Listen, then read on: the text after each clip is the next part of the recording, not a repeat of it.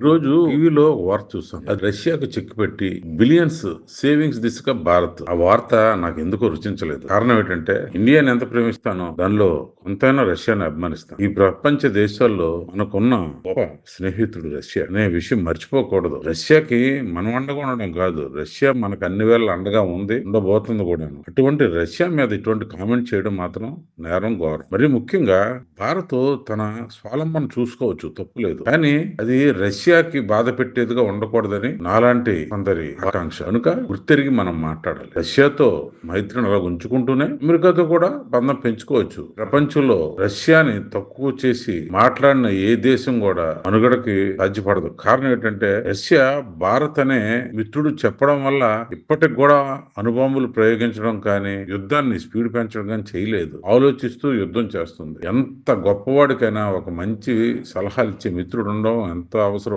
అదే విధంగా రష్యా భారత మైత్రి కొనసాగాలి. అతి త్వరలో ఉక్రెయిన్ యుద్ధానికి రష్యా ముగింపు పలకనుంది. దానికి భారత్ ప్రయత్నిస్తుంది కూడా. కనుక మనం రష్యా దగ్గర ఆయిల్స్ కొనడం ఆపకూడదు, తగ్గించకూడదు. వేరే దగ్గర కొన్నా వేరే చోట్ల నుంచి వచ్చే గల్ఫ్ దేశాల నుంచో లేదా ఇంకెక్కడి నుంచి వచ్చేది తగ్గించాలి తప్ప, వెనిజులా నుంచి కొనడం లాభం అయితే కొనొచ్చు, కానీ రష్యా నుంచి మాత్రం తగ్గించకూడదు. రష్యా బంధం మన బంధం మరింత గట్టిపడాలని ప్రయత్నించాలి. మరి మీరేమంటారు మిత్రులారా?